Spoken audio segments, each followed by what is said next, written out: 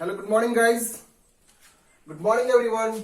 आज हम लोग स्टार्ट करने जा रहे हैं चैप्टर नंबर 7 का मोमेंट ऑफ इनर्शिया के बारे में। ठीक है, कल मैंने आपको बताया था किस चीज पे, टॉर्क के बारे में बताया था। किस पे बताया था? टॉर्क। ठीक है, तो रोटेशनल मैकेनिक्स में, रोटेशनल मोशंस में हम लोग क्या देख रहे हैं? लीनियर मोशंस को है ना रिलेशन कर रहे हैं हम लोग किसके साथ में? रोटेशनल के साथ में यूज कर रहे हैं। ठीक है, तो सबसे पहले ये बात हम लोग को जानना है कि बेसिक कंपोनेंट्स मैंने आपको बता रखा हूं कि लीनियर वेलोसिटीज क्या होती है, लीनियर फंडामेंटल क्वांटिटीज क्या होता है, और भी आपको रोटेशनल में क्या कवर करते हैं। ठीक है, कल मैंने आपको बताया था टॉर्क के बारे में। टॉर्क का फॉर्मूला क्या होती है, टॉर्क का इंडिकेशन कैसे करते हैं, टॉर्क आखिर है क्या। ठीक है, टॉर्क जो होती है या लीनियर मोशन से कैसे रिलेशंस करता है, मतलब जितने भी फैक्टर भी मैं बता रहा हूं आपको, ये सारे डिपेंड्स कर रहा है किस चीज पे? रोटेशनल मोशन पे डिपेंड्स कर रहा है। ये बात गौर कीजिएगा। लेकिन रोटेशनल मोशन को हम लोग पढ़ते पर जो पढ़ रहे हैं, इसमें हम लोग देख रहे हैं किस चीज को यूज कर रहे हैं? लीनियर मोशंस को यूज कर रहे हैं। लीनियर वेलोसिटीज भी, linear displacement, linear acceleration, linear force. ठीक है, तो इस चीज को हम लोग को रिलेशन कर रहे हैं किसके साथ में? हम लोग कर रहे हैं रोटेशनल मोशन के साथ कर रहे हैं। तो सबसे पहले हम लोग एक बात ध्यान रखेंगे कि ये जो जितनी भी चीज जो यूज हो रही है, ये आपको कंपेटिटिव लेवल के लिए बहुत ही टफ रहता है और बहुत ही ज्यादा क्वेश्चन इससे पूछी जाती है, क्योंकि इसमें पूरी मैकेनिक्स का संग्रह दिया हुआ है, पूरी का निचोड़ इसमें रहता है। ठीक है, तो आज हम लोग स्टार्ट करेंगे किस चीज के बारे में? मोमेंट ऑफ इनर्शिया के बारे में। मोमेंट ऑफ इनर्शिया हम लोग स्टार्ट करने के पहले, अब उसके पहले हम लोग कुछ थोड़ा सा एक बेसिक पॉइंट देख लेते हैं। शायद आपको याद है, नहीं याद है, मैंने पहले वाली क्लास बता चुका हूं कि यह हमारे पास क्या है? लीनियर डिस्प्लेसमेंट है, और ये क्या है हमारे पास? ये क्या है? एंगुलर डिस्प्लेसमेंट है। ये दोनों के रिलेशंस अगर हम रेडियल एक्सिस के साथ अगर लेते हैं, रेडियल एक्सिस के साथ लेते हैं बच्चों, जैसे देखिए ये आपके पास एक रिजिड डायग्राम है, रिजिड बॉडी है। रिजिड बॉडी कहने का मतलब ये हो गया कि उसकी कंटिन्यूअस जो पाथ होती है ना, वो फिक्स होता है। क्या होता है? फिक्स होता है। जैसे कि अगर ये ऑब्जेक्ट को कुछ टाइम के बाद अगर यहां पर हम कर देते हैं, तो यहां वाली जो पॉइंट है, यहां वाली पॉइंट और यहां के बीच की जो डिस्टेंस है, सेम डिस्टेंस होगा, तो इसी में क्या कहते हैं? रिजिड बॉडी कहते हैं। और मैक्सिमम टाइम में रोटेशनल मोशन जो होती है रिजिड बॉडी पे ही वर्क करती है। इसकी कोई भी अपनी फिक्स पॉइंट नहीं होती है। कभी फिक्स पॉइंट करेंगे, कभी हम पाइवोट करेंगे, मतलब कि अगर एक एंड को फिक्स करने के बाद इसको मूवमेंट करवाएंगे, या फिर ऐसा हो सकती है कि सपोज एक ऑब्जेक्ट है, यहां पे मैंने फोर्स लगा रहा हूं, तो ये वाले एंड्स क्या हो रही है? बैक आ रही है। तो मैंने कल आपको क्या बताया था कि टॉर्क के बारे में बताया था आपको। टॉर्क को हम लोग टॉर्क से इंडिकेट करते हैं। किसी से करते हैं हम लोग? टॉर्क से इंडिकेट करते हैं। और टॉर्क में एक ऐसी फोर्स है, एक ऐसी रोटेशनल फोर्स है जो perpendicular distance to the radial axis का लगता है ना? बात ये समझिएगा, कल मैंने क्या बताया था आपको? Force is equal to mass into acceleration. Mass into acceleration. देखिए ये लीनियर फोर्स हुआ। क्या हुआ? वो ये लीनियर फोर्स हुआ, मास इंटू एक्सीलरेशन। लेकिन अगर हम रोटेशनल की बात करते हैं, तो रोटेशनल में कौन सी फोर्स है? टॉर्क है। टॉर्क बोला जाता है। ये क्या होती है? फोर्स इनटू, ठीक है, फोर्स इनटू, है ना, ये कह सकते हैं perpendicular distance of radius. Perpendicular distance of radius, या फिर ऐसा भी लिख सकते हैं आर परपेंडिकुलर। ये भी बात समझिएगा। तो ये सारी डिस्कशन हम लोग कर चुके हैं। आज हम लोग स्टार्ट करेंगे, बेसिक पॉइंट देखेंगे पहले कि डिस्प्लेसमेंट और इस चीज के बारे में। क्या आपको याद है? ये ये लीनियर डिस्प्लेसमेंट है, ये एंगुलर डिस्प्लेसमेंट है। दोनों को रिलेशंस अगर रेडियल के साथ करते हैं, अब ये बोलोगे सर रेडियल क्या है? बाबू, कोई भी ऑब्जेक्ट अगर मूव करती है सर्कुलर पाथ पे, तो सेंटर ऑफ मास से उसकी कुछ रेडियस होती है, तो इसी को हम क्या बोलते हैं? इसे रेडियल बोलते हैं। तो रेडियल एक्सिस के पर्पस से ही क्या करता है? ऑब्जेक्ट मूव करती है। तो आपको ये पता होना चाहिए, मैंने बताया था एस इक्वल टू क्या होता है? आर थीटा होता है। मतलब angular displacement with radial axis is equal to linear displacement. Clear हो गया? फिर मैंने बताया था आपको लीनियर वेलोसिटीज के बारे में। एंगुलर वेलोसिटीज क्या होता है? ओमेगा होता है। और इसके रिलेशंस अगर हम आर के साथ लेते हैं, ठीक है, रेडियल के साथ अगर मूव करता है, तो v इज इक्वल टू क्या था? याद है आपको? आर ओमेगा था।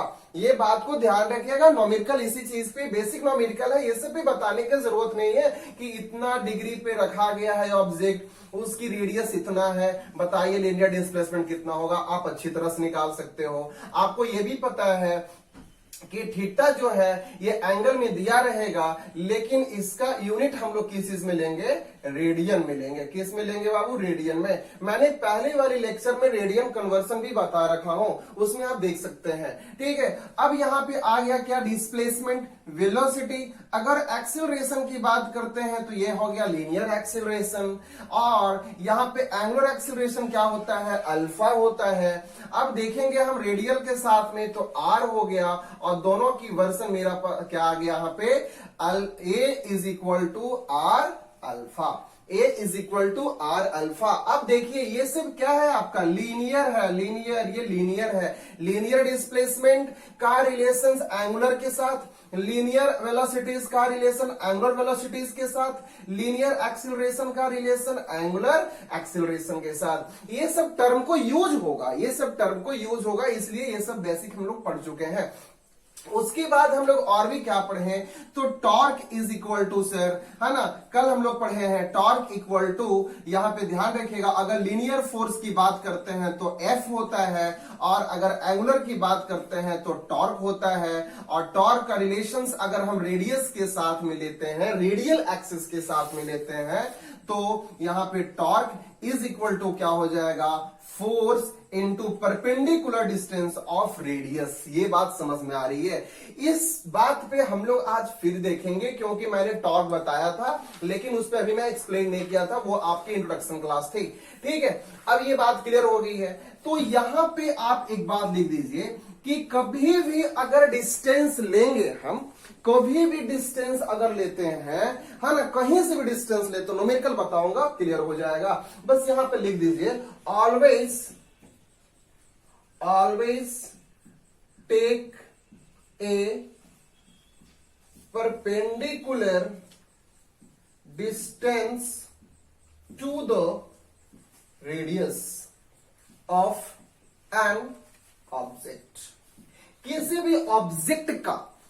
भी ऑब्जेक्ट का, अभी तक आपको समझ में नहीं आया होगा, कोई बात नहीं है, किसी भी ऑब्जेक्ट का परपेंडिकुलर डिस्टेंस लेना है। कैसा लेना है बाबू, परपेंडिकुलर डिस्टेंस लेना है ना, किसी भी डिस्टेंस का, और उसकी रेडियस से, है ना, कोई भी ऑब्जेक्ट का। जैसे एक बात समझो सर, इस चीज को समझाने के लिए मैं एक चीज यहां पे और लिख देता हूं।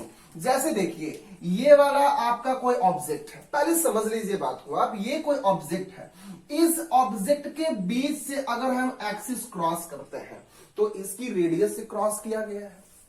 तो उस टाइम में जब भी अगर हम किसी भी मास के, है ना, किसी भी मास के सेंटर से अगर हम रेडियस क्रॉस करेंगे तो इस टाइम में रेडियस क्या होगा, जीरो होगा। रेडियस क्या होगा बाबू, जीरो होगा। ये न्यूमेरिकल में यूज आएगा, ध्यान रखिएगा। मैं एक जेई का न्यूमेरिकल बताऊंगा आपको अभी ऑब्जेक्टिव क्वेश्चन पे, ठीक है। याद रखिएगा, रेडियस जब भी अगर कोई सेंटर ऑफ मास के बीच से एक्सिस क्रॉस कर रही है तो उसकी रेडियस क्या होगा, जीरो होगा। मैंने क्या बोला हूं कि always take a perpendicular distance to a radius of an object. Object के परपेंडिकुलर डिस्टेंस, इट मींस यह कह सकते हैं कि जैसे देखिए यहां पे ये ऑब्जेक्ट है, ये ऑब्जेक्ट है, तो यहां से ये आ गया डिस्टेंस, ये डिस्टेंस आ गया, इसके परपेंडिकुलर बात कीजिए, इसके सेंटर ऑफ मास से रेडियस एक्सिस क्रॉस नहीं कर रही है तो यहां पे रेडियस की वैल्यू होगा। लेकिन अगर सेंटर ऑफ मास से ही अगर एक्सिस क्रॉस करता है, अब देखो ये बात है यहां पे, सपोज ये पॉइंट है, अब इस पॉइंट में ये मास सपोज है, ये है ना, इसकी मूवमेंट हो रही है, इससे ऐसे मूवमेंट हो रही है, तो उस टाइम रेडियस क्या होता है, जीरो होता है। लेकिन अगर कोई एक्सिस है, एक्स एक्सिस की अलोंग अगर ऑब्जेक्ट मूव करेगा, वाई एक्सिस के अलोंग मूव करेगा, तो उसकी रेडियस होगा। और वैसी कंडीशन में रेडियस हम कौन सी लेंगे, परपेंडिकुलर रेडियस लेंगे। ये क्लियर हो गया। फिर मैंने कल क्या बताया था आपको, है ना, टॉर्क क्लियर हो गया। मैंने कल बताया था आपको कपल के बारे में। किसके बारे में बताया था, कपल के बारे में। कपल जो होता है ये, है ना, कपल यहां पे क्या लगता है ना, ट्वाइस ऑफ टॉर्क लगता है। ट्वाइस ऑफ टॉर्क, मतलब कि टॉर्क में एक फोर्स लग रही है लेकिन कपल में दो टॉर्क लगती है, और दोनों जो होता है वह कैसा होता है, अपोजिट डायरेक्शन होता है। कैसा होता है, अपोजिट डायरेक्शन होता है। तो ये बात तो मैंने कल भी बता रखा था, बात समझ में आ गई। आज हम लोग ये देखने जा रहे हैं, ठीक है, मोमेंट ऑफ इनर्शिया के बारे में। लिख लीजिए सब चीज को, लिख लीजिएगा, वीडियो पॉज करने के बाद लिखिएगा, ये सब ध्यान रखिए। अगर ये सब चीज को छोड़िएगा आप, है ना, कुछ भी पॉइंट को अगर आप मिस करते हो तो न्यूमेरिकल आप नहीं बना पाते हो, ठीक है, ध्यान रखिए। फिजिक्स में रियलाइज कीजिए, फिजिक्स में सबसे पहले ध्यान रखिए कि इसकी फॉर्मूला को, डेरिवेशंस, कंसेप्ट क्लियर कीजिए। ये बात क्लियर हो गया आपको। आज हम लोग एक बात करने जा रहे हैं किस चीज के बारे में, मोमेंट ऑफ इनर्शिया के बारे में। वो फॉर्मूला आप अपने कॉपी पर लिखे रहेंगे, moment of inertia. Moment of inertia के बारे में बात करने जा रहे हैं। स्टार्टिंग क्लास में फिजिकल क्वांटिटी में मैंने अभी जितने भी लीनियर और एंगुलर का मैंने कोरिलेशंस लिया हूं, शायद मैंने फर्स्ट क्लास में यह भी बताया होगा कि मोमेंट ऑफ इनर्शिया को हम लोग आई से इंडिकेट करते हैं। किसी से इंडिकेट करते हैं, आई से। और मोमेंट ऑफ इनर्शिया है क्या, मोमेंट ऑफ इनर्शिया कुछ भी नहीं है, ये मास है, ये ऑब्जेक्ट की मास है। यहां लिख सकते हैं the moment of inertia is indicating या indicated by I and is to be form of mass of an object. Mass of an object. Moment of inertia को आई से इंडिकेट किया जाता है, लेकिन मोमेंट ऑफ इनर्शिया जो है वो कैसे बनती है, तो किसी भी मास के ऑब्जेक्ट के पर्पज से ही बनती है, उसी की मास होता है। जैसे लीनियर वेलोसिटीज में, लीनियर मोशन में मास को हम लोग m लिखते हैं, लेकिन एंगुलर रोटेशन में मास को हम लोग क्या लिखेंगे, I लिखेंगे।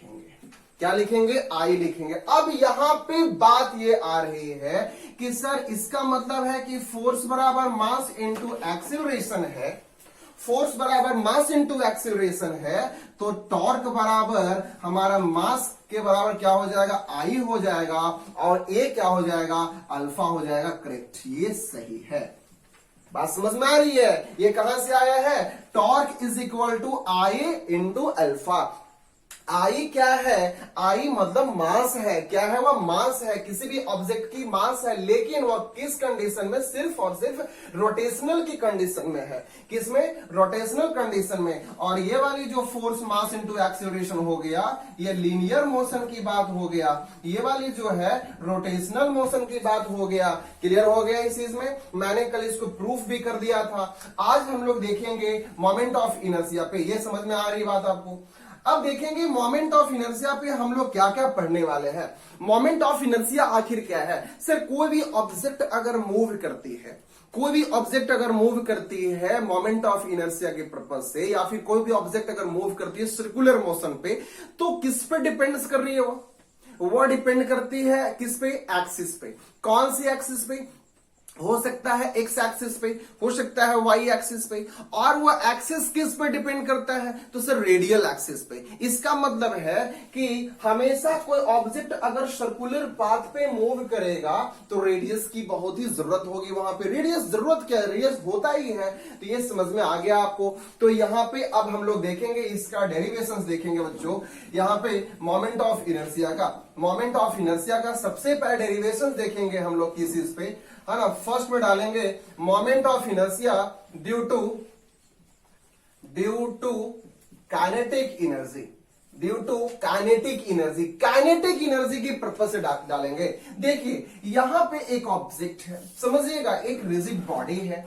इस रिजिड बॉडी को हम लोग मूव करवा रहे हैं, मूव करवाएंगे तो एंगुलर वेलोसिटी लगेगा।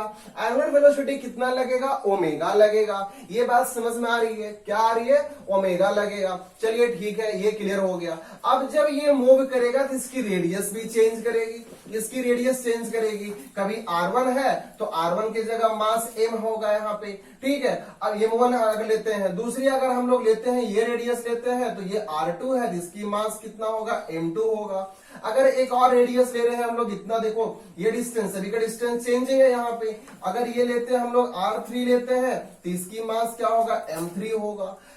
अब यहां पे गौर करो आप, काइनेटिक एनर्जी का मतलब क्या होता है? लीनियर वेलोसिटीज में, लीनियर वेलोसिटीज में काइनेटिक एनर्जी इक्वल टू होता है half M V square, half M V square. क्या आपको अभी मैंने बताया था वो चीज याद है? v इज इक्वल टू, अभी स्टार्टिंग क्लास में भी जस्ट बताया हूं, v इज इक्वल टू क्या? r omega, r omega. Acceleration equal to क्या होता है? याद रखिएगा आप लोग, r अल्फा। ठीक है, ध्यान रखिएगा, ये सब चीज को यूज होगा। अब देखो बाबू क्या करने वाले हैं, 1/2 m v is equal to कितना होता है? r omega. क्या मैंने इसको पुट कर दूं? r ओमेगा का whole square.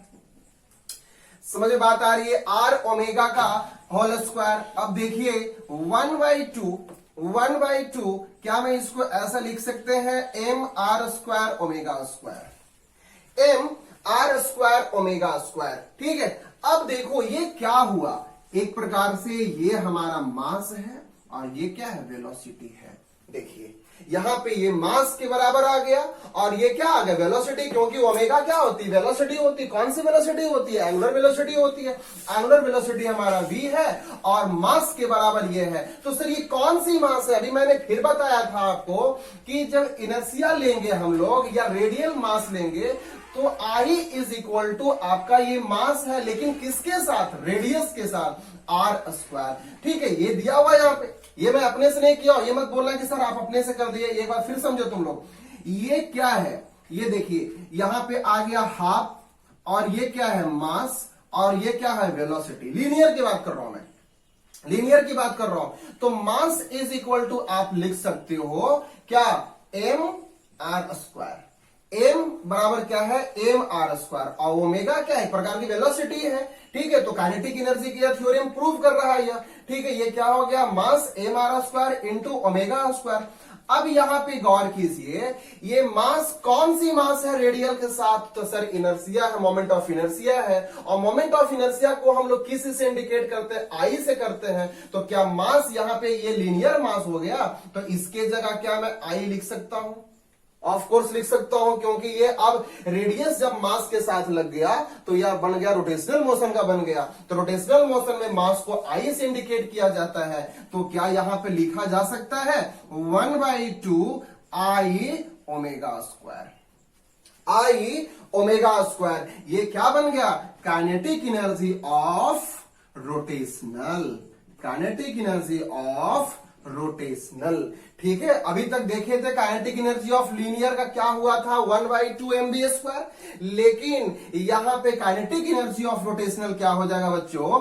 1/2 I omega square. I क्या है? मोमेंट ऑफ इनर्शिया, और मोमेंट ऑफ इनर्शिया का फॉर्मूला क्या होता है? आराम से लिख लीजिए, m r square, m r square. ये क्या है आपका? Moment of inertia. कभी भी आपसे कोई पूछेगा कि what is moment of inertia, the object which having some masses it can move on their circular path with radial axis. अगर कोई ऑब्जेक्ट उसकी कुछ अपनी मास हो गया, वैसे भी कुछ मास होगा अगर ऑब्जेक्ट है तो, लेकिन अगर वह ऑब्जेक्ट किसी सर्कुलर पाथ पे मूव करता हो, कुछ रेडियल एक्सिस के पर्पज से मूव करते हो, उसे हम बोलेंगे मोमेंट ऑफ इनर्शिया।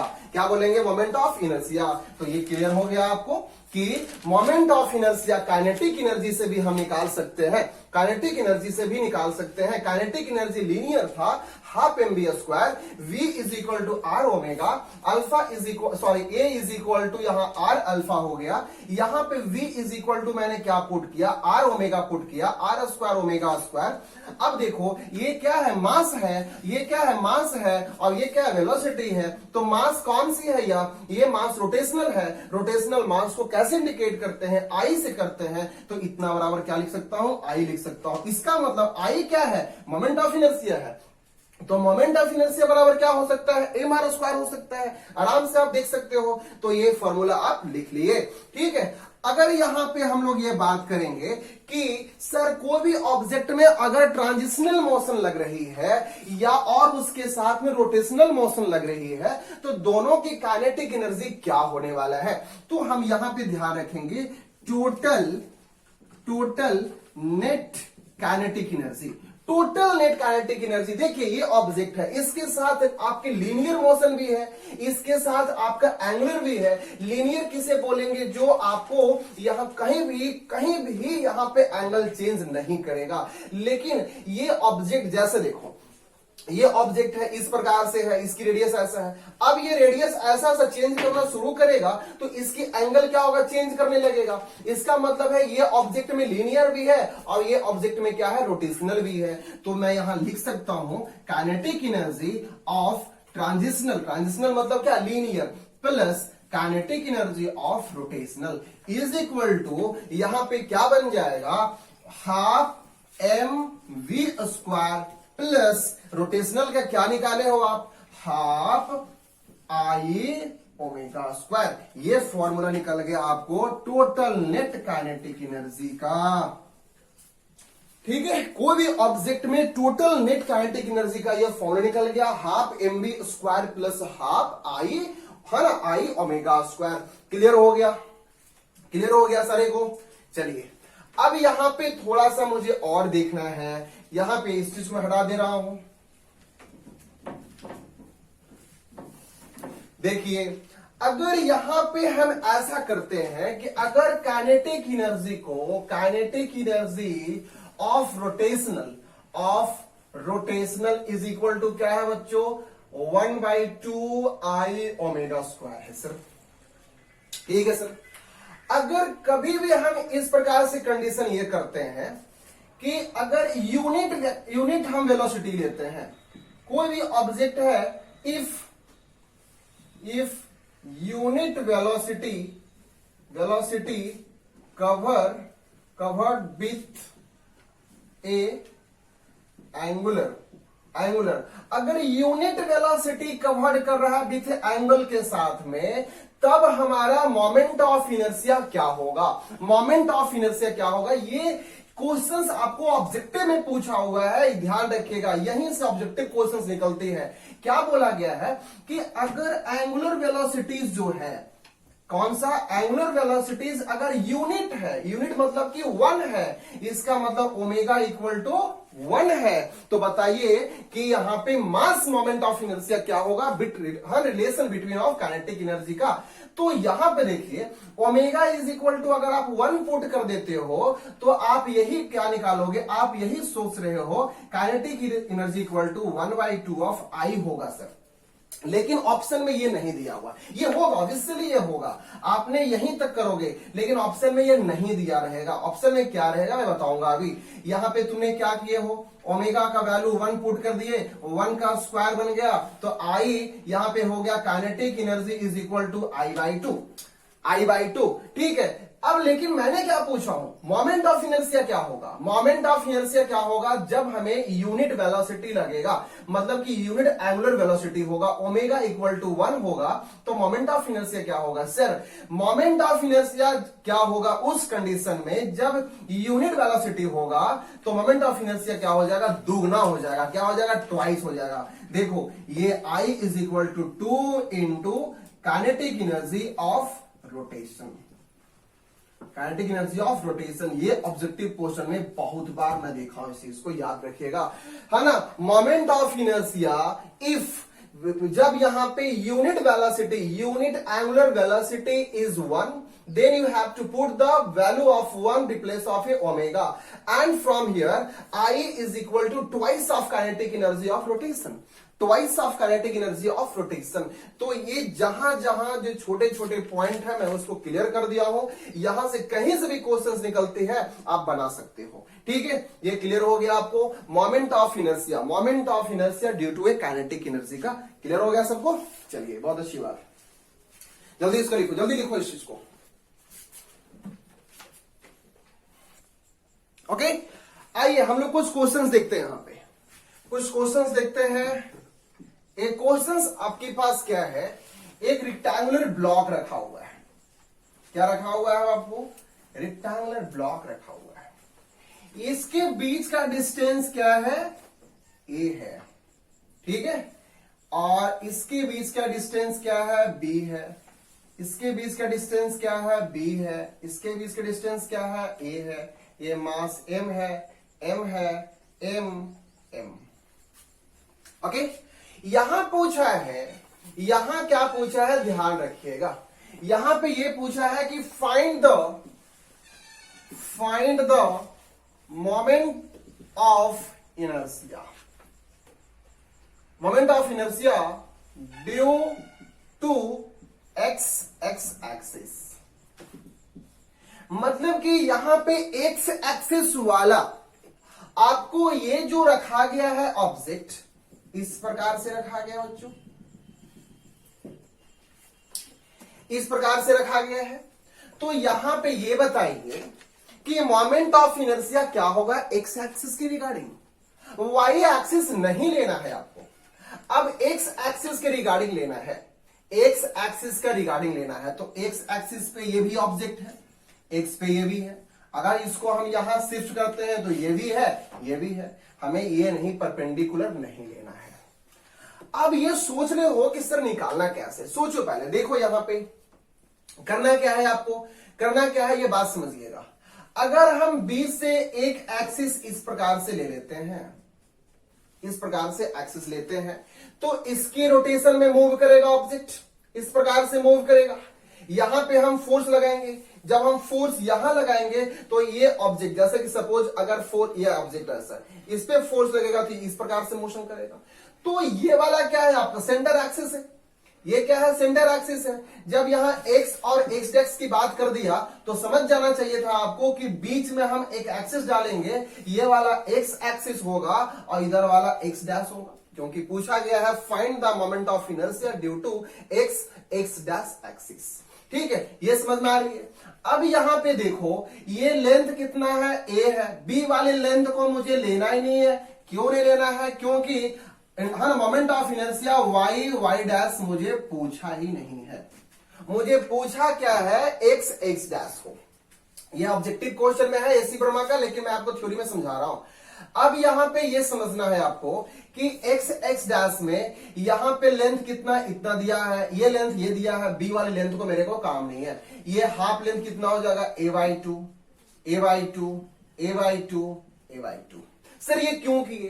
क्यों किए? क्योंकि सेंटर से एक्सिस गया है तो इस ऑब्जेक्ट की रेडियस तो ये हुआ, परपेंडिकुलर रेडियस, ये ऑब्जेक्ट की रेडियस ये हुआ, पूरा तो नहीं हो सकता ना यार।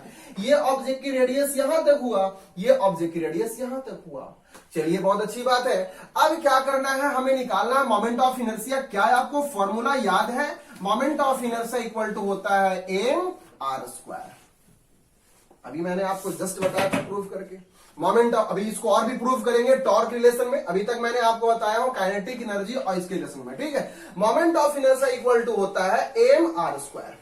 अब तो हमारे पास मास कितना है? 4 मास है। हम इस प्रकार से लिखेंगे m1 r1 का स्क्वायर, m2 यहां हो जाएगा r2 का स्क्वायर, प्लस m3 r3 का स्क्वायर, प्लस m4 यहां पर हो जाएगा आपको r4 का स्क्वायर।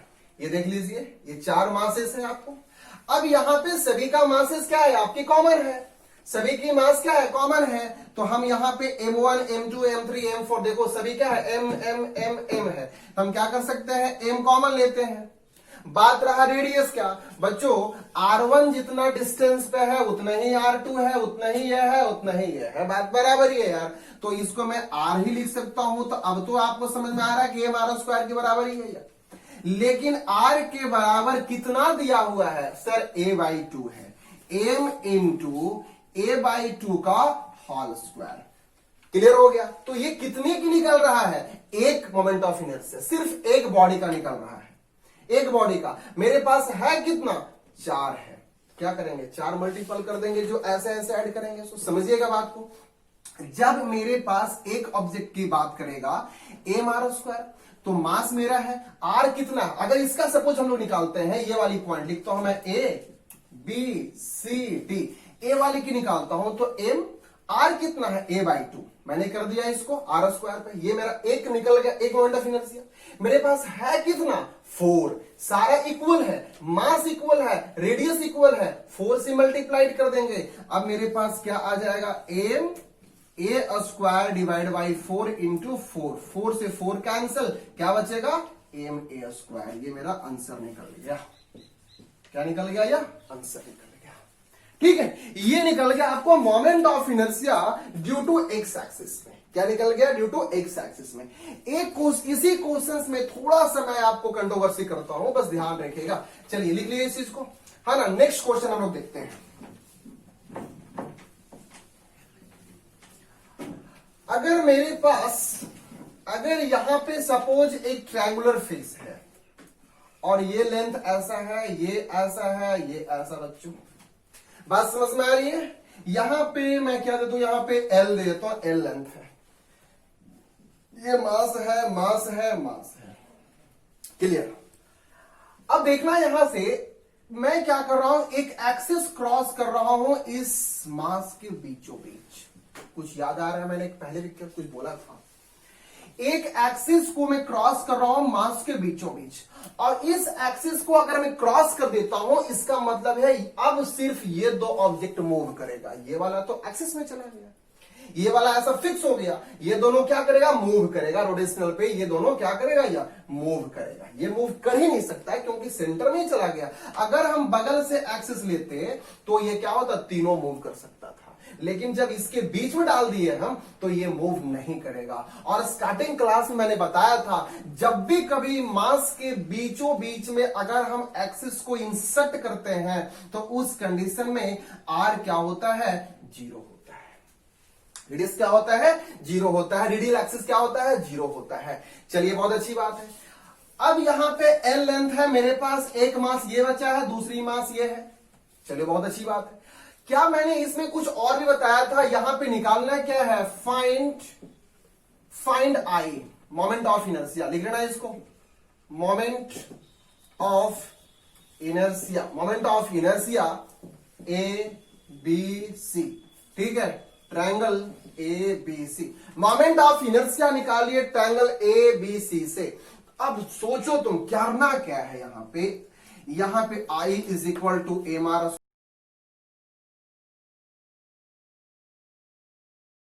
पहले आप एकदम आराम से लगा लो इस चीज को, क्योंकि ये आपकी बेसिक है। सर हमारे पास मास कितने हैं बाबू, 3 मास है। आप लिख दीजिए, तीनों का मास ज्वाइंट है, m1 r1 का स्क्वायर, m2 r2 का स्क्वायर, m3 r3 का स्क्वायर।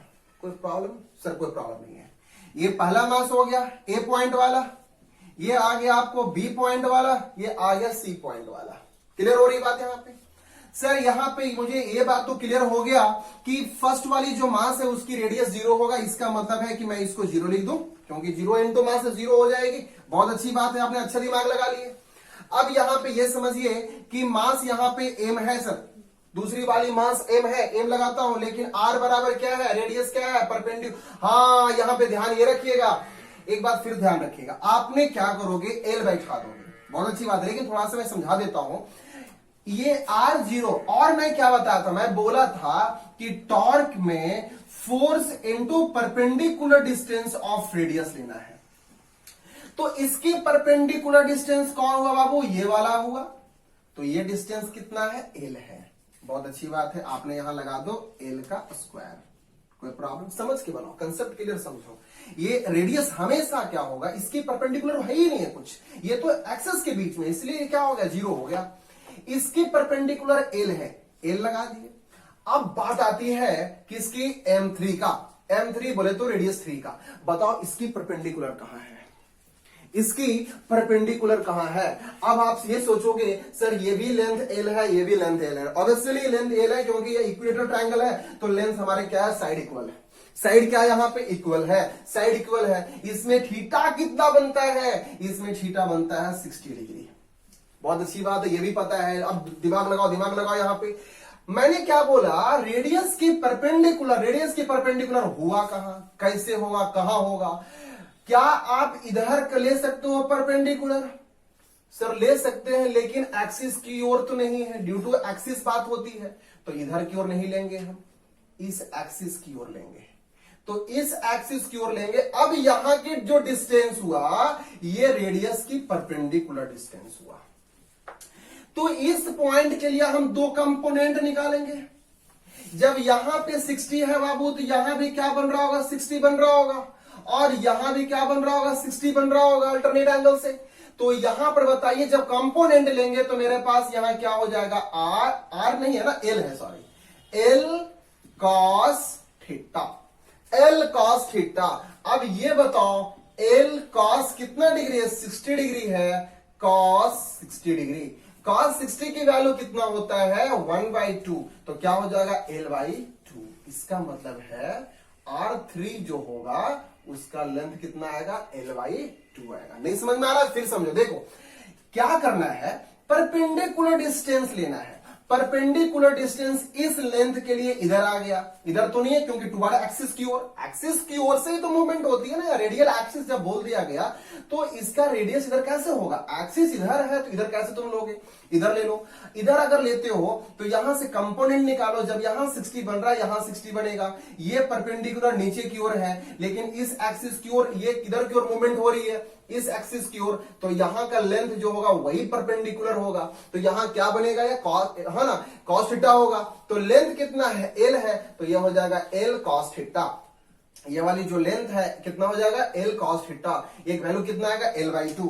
अब हम क्या करेंगे, m L/2 का होल स्क्वायर। देखिए ये क्लियर हो गया, 0 ml square plus ml square by, sorry ये 2 है, क्या हो जाएगा यहां से 4। अब इसको आप सॉल्व कर दीजिए, इसको आप सॉल्व कर दीजिए, क्या आएगा 4, यहां से हो जाएगा 4ml स्क्वायर प्लस यहां हो जाएगा ml स्क्वायर, क्या आ जाएगा 5ml स्क्वायर बाई 4। ये वाला जो क्वेश्चंस है आपको जेई का क्वेश्चंस है, शायद 19 कुछ का क्वेश्चन है, आपको जेई का क्वेश्चन है यार, ठीक है, ध्यान रखिएगा। देखिए इसकी कंसेप्ट समझिए, कंसेप्ट समझिए। आप यही कर सकते थे कि M3 की जगह भी आप L पुट करते, लेकिन अब तुम माथा लगाओ, दिमाग लगाओ, ये ऑब्जेक्ट का कभी भी परपेंडिकुलर नीचे की ओर होगा क्या, नहीं होगा ना यार, हमेशा बराबर होगा। और वो भी R जब ले रहे हैं तो ये कौन सी रेडियस है, ये रेडियल एक्सिस है। रेडियल एक्सिस कहने का मतलब क्या होता है, due to axis, due to axis. तो जब इसकी एक्सिस इधर है तो क्लियर हो गया। कभी भी अगर यहां पे ये क्वेश्चन इस प्रकार से है, ये लेते हैं रेक्टेंगल और यहां पे हम एक्सिस दे देते हैं, बाकी m हो गया, m हो गया, m हो गया, ये डिस्टेंस कुछ भी दिया हुआ है, अगर कभी भी एक्सिस सेंटर से गुजरेगा तो ये रेडियस क्या हो जाएगा, 0 हो जाएगा। अब यहां पे क्या होगा, यहां पे रेक्टेंगल में 4 था आपका, तो एक 0 हो गया, प्लस इसका प्लस इसका प्लस इसका कर दीजिए, मोमेंट ऑफ इनर्शिया निकल जाएगा। ठीक है, तो इस प्रकार से आप निकाल सकते हो। क्लियर हो गया सबको, चलिए अब हम लोग को जो नेक्स्ट टॉपिक देखना है, नेक्स्ट पॉइंट इसमें देखना है, मैंने भी बताया था moment of inertia due to a kinetic energy, due to a kinetic energy. अब हम लोग बात करेंगे moment of inertia due to torque.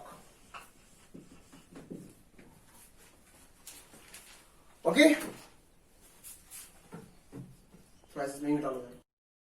Okay, हम लोग अब देखिए नेक्स्ट टॉपिक देखेंगे किस के बारे में, moment of inertia due to torque के बारे में। अभी तक हम लोग क्या देखे थे, moment of inertia due to kinetic energy, ठीक है, moment of inertia due to आपको एंगुलर मोमेंटम के बारे में। तो नेक्स्ट क्लासेस में हम लोग बात करेंगे एंगुलर मोमेंटम, है ना, उसके लेसन बात करेंगे हम लोग moment of inertia due to angular momentum. तो आज की जो टॉपिक थी आपकी moment of inertia, moment of inertia एक बार फिर से ध्यान रख लीजिए, मोमेंट ऑफ इनर्शिया को रोटेशनल मोशन में आई से इंडिकेट किया जाता है और इसकी जो फॉर्मूला होता है एम आर स्क्वायर होता है, एम आर स्क्वायर होता है।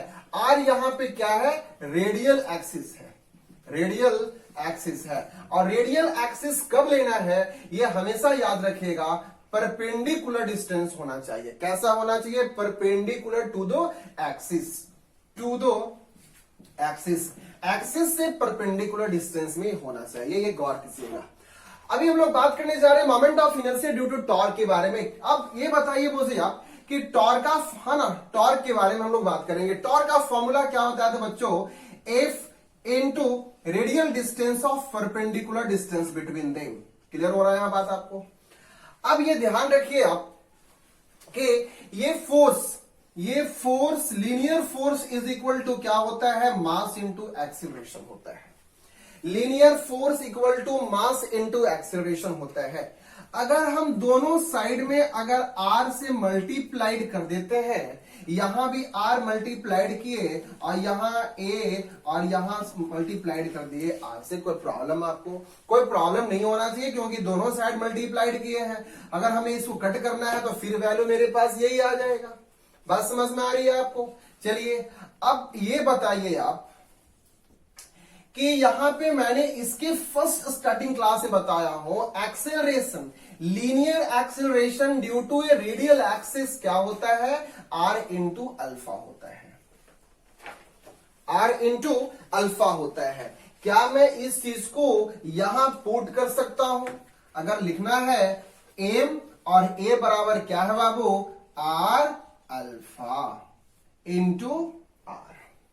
समझ में बात आ रही है आपको।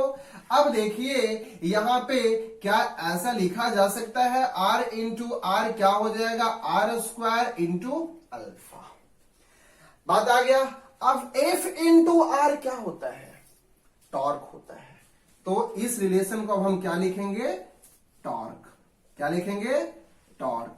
तो टॉर्क बराबर, यहां पे टॉर्क बराबर क्या हो जाएगा, एम आर स्क्वायर क्या है, फिर से ध्यान रखो, आई। तो क्या लिखा जा सकता है, आई इंटू अल्फा, आई इंटू अल्फा। इसका मतलब है कि टॉर्क वाली जो फोर्स है, टॉर्क वाली जो फोर्स है जो रोटेशनल मोशन पे कवर करता है, वह डिपेंड करता है किस चीज पे, मोमेंट ऑफ इनर्शिया पे, मोमेंट ऑफ इनर्शिया पे। एक बार फिर समझे ना, लीनियर फोर्स ए मास इंटू एक्सीलरेशन। हम दोनों साइड में आर से मल्टीप्लाइड कर दिए, दोनों साइड में आर से मल्टीप्लाइड किए, तो ये एफ इंटू आर किसके बराबर है, टॉर्क के बराबर है। ये क्या हो गया आपको, टॉर्क हो गया। क्या हो गया, यह टॉर्क हो गया।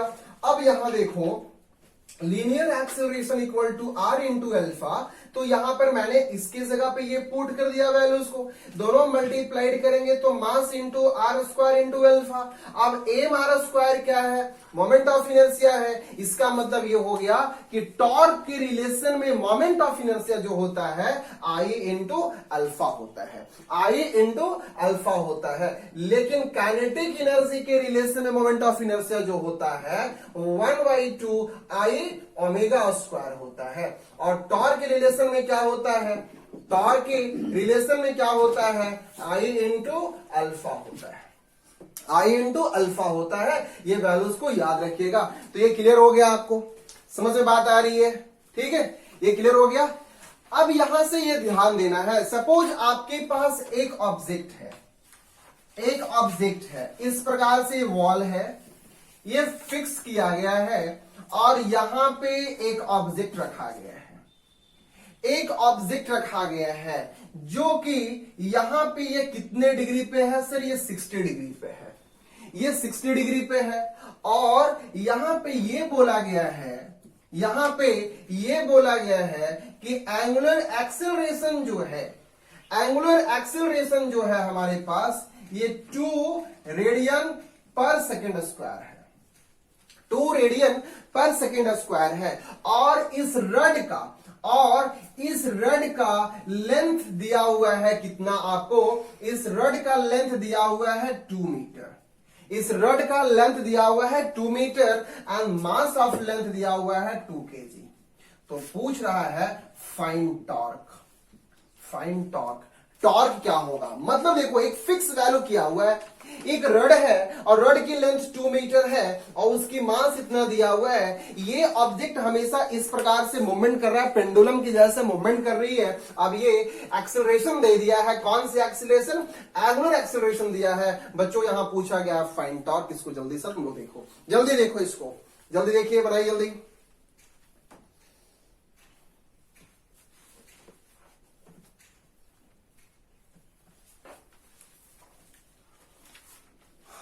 हो गया, आ जाइए। अब यहां पे ये ध्यान रखिए आप कि टॉर्क पूछा गया है। टॉर्क का फॉर्मूला क्या होता है बाबू, I इंटू अल्फा होता है। क्या यहां पे अल्फा दे रखा है, यस सर दे रखा है। I की वैल्यू क्या होती है, अब आपको फाइंड करना है। I इज इक्वल टू होता है एम आर स्क्वायर। आर की वैल्यू यह लेंथ दे चुका है कितना, 2 मीटर। तो क्या हम ऐसा लिख सकते हैं, M R square into alpha, M R square into alpha, ये वाली वैल्यू। तो देखिए मास कितना है बाबू, 2 है, आर कितना है, 2 2 जा 4 इंटू ये कितना हो गया, 2 हो गया, ये कितना हो गया, 4 2 जा 8 8 2 जा 16 न्यूटन, है ना। अब यहां पे गौर कीजिएगा, ये क्या है, मास ही तो है ना, ये क्या है, मास है। तो यहां मास का यूनिट क्या होता है, ध्यान रखिए, केजी, ठीक है, केजी। यहां पे इस प्रकार से कहीं अगर कंफ्यूजिंग हो तो मैं बता देता हूं इसकी यूनिट के बारे में। देखिए मास क्या है, केजी, ये आर क्या है, मीटर, क्या हो जाएगा, KG metre square, KG metre square. इसलिए ये क्या हो जाएगा, केजी मीटर स्क्वायर इंटू ये क्या हो गया आपको, रेडियन पर सेकेंड स्क्वायर। ये ध्यान रख लीजिएगा आप लोग, ठीक है।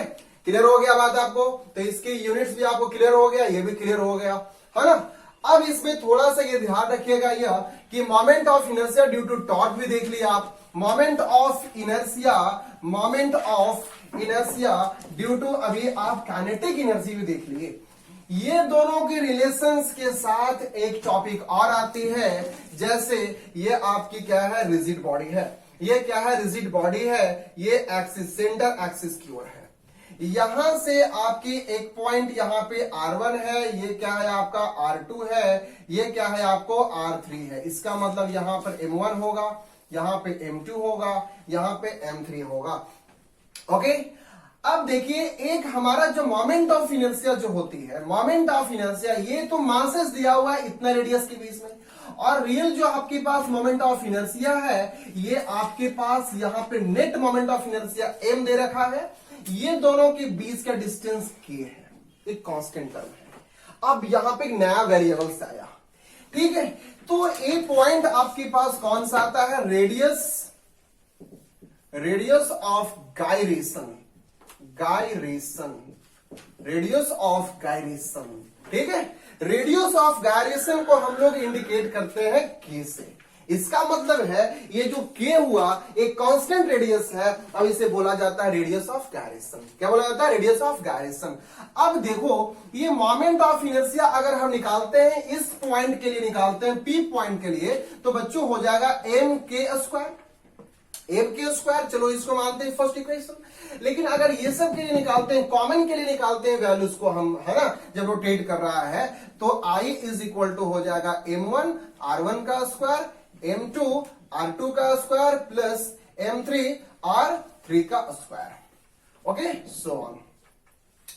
अब देखो अगर ये हमारी मास इक्वल है, यहां पे M1 equal to M2 equal to M3 जो है ये क्या है, M के बराबर है, सभी का मास यहां कांस्टेंट है, लेकिन ये वाली मास डिफरेंट है। तो क्या हम इसको ऐसा लिख सकते हैं, M हो गया यहां से R1 का स्क्वायर, M R2 का स्क्वायर प्लस M R3 का स्क्वायर, M R3 का स्क्वायर। यहां से अगर हम M कॉमन ले लेते हैं, क्या बचेगा, R1 का स्क्वायर, R2 का स्क्वायर प्लस R3 का स्क्वायर। बात समझ में आ रही है। अब देखो net moment of inertia, net moment of inertia यहां पे क्या है, गौर कीजिएगा आप लोग, यहां से नेट मोमेंट ऑफ इनर्शिया मैंने क्या बताया, एम के स्क्वायर। ये देखो ये वाली मासेस में ये मासेस में बहुत डिफरेंट है, ये मासेस में डिफरेंट है। ये जो है नेट मास है, लेकिन ये सब क्या है, इंडिविजुअल मासेस है। इंडिविजुअल मासेस को आखिर नेट मास कैसे बनती है, नेट मास बनती है टोटल मास को ऐड करने के बाद ही तो नेट बनता है। नेट फोर्स कैसे बनता है, टोटल फोर्स को ऐड करेंगे। नेट रेडियस कैसे बनेगा, टोटल को ऐड करेंगे। अब देखो अगर हमें इसे बनाना है नेट मासेस तो हम क्या करेंगे, क्या इसमें m इंटू एन कर सकते हैं और डिवाइड बाई एन कर सकते हैं। मतलब कि नंबर ऑफ मासेस को अगर हम मल्टीप्लाइड करेंगे तो कैपिटल मास निकल जाएगी, हमारी नेट मासेस निकल जाएगी। और इस n को कैंसिल करने के लिए हम n डिवाइड किए हैं, कोई प्रॉब्लम तो आपको नहीं होना चाहिए। अब देखो क्या इसे यहां लिख सकते हैं, net masses is equal to a small mass into N. कुछ नहीं किए हैं, मैंने क्या किया हूं, find the total net mass. ये नेट मास करने के लिए हम number of masses into M कर दिए। अगर 4 मास है, हमें 4 अगर लिखा हुआ है, 1 मास 2 मास 3 मास है, 3 मास को अगर मल्टीप्लाइड किया स्मॉल एम के साथ तो क्या निकलेगा, टोटल नेट मास निकलेगा। अब देखो एम इंटू एन बराबर क्या, कैपिटल एम, तो कैपिटल एम इंटू R1 का स्क्वायर प्लस R2 का स्क्वायर, R2 का स्क्वायर प्लस R3 का square divide by N. M से एम कैंसल, एम से एम कैंसल। देखो बच्चों यहां पर बचा क्या मेरे पास, के बचा, के का स्क्वायर है, मैं डायरेक्ट लिख दे रहा हूं, रूट अंडर R1 का स्क्वायर प्लस R2 का स्क्वायर प्लस R3 का square plus so on divide by N. ये किसकी वैल्यू निकल गया, ये निकल गया आपको रेडियस ऑफ गायरेशन की वैल्यू निकल गया, रेडियस ऑफ गायरेशन। ये क्वेश्चंस मैक्सिमम बार पूछी जाती है प्रत्येक कंपटीशन में, रेडियस ऑफ गायरेशन के बारे में। इसकी नॉमेरिकल आपको मैं कल बताऊंगा, लेकिन आज मैंने आपको बता रखा हूं रेडियस ऑफ गायरेशन किसे कहते हैं। दोनों को जब तक मैं नहीं बताता, इसलिए रिलेशन आज आप खत्म कर लो, ठीक है। अगर इसकी यूनिट पूछी जाती है, यूनिट, तो रेडियस का क्या होता है, मीटर, और ये क्या है, मासेस है, तो क्या हो गया आपको नंबर का कोई यूनिट होता है क्या, कुछ भी नहीं होता है, तो ये भी क्या हो गया, मीटर ही हो गया यार। क्या हो गया ये, मीटर। क्या हो गया, मीटर, क्योंकि एन तो अभी मेरे पास मास तो नहीं है, एन क्या है, नंबर है, तो नंबर की यूनिट क्या होता है, कुछ भी नहीं होता है, यूनिट लेस होता है, तो ये क्या हो गया आपको, मीटर। तो रेडियस ऑफ गायरेशन की यूनिट क्या हो गया आपको, मीटर हो गया। ओके, सो आज के लिए आपकी टॉपिक यही है। आज आपका टोटल इंट्रोडक्शन अबाउट निकल गया मोमेंट ऑफ इनर्शिया के बारे में, due to a kinetic energy, due to a torque के बारे में, and the relation between kinetic energy and torque with radius of gyration. Okay, कल मैं जो बताऊंगा आपको moment of inertia due to cylinder, due to sphere, due to rod, due to disc. अभी इस पे 2 क्लासेस और चलेगी। जितने भी प्रॉपर्टीज है, डिस्क में मोमेंट ऑफ इनर्शिया क्या होगा, सिलेंडर में क्या होगा, रड में क्या होगा, हॉलो स्फीयर में क्या होगा, स्फीयर में क्या होगा, ये सारी मैं डिस्कशन करूंगा आपको नेक्स्ट क्लासेस में। सो आज की इंट्रोडक्शन क्लास यही है आपकी मोमेंट ऑफ इनर्शिया के बारे में। Okay, thank you everyone, thank you guys.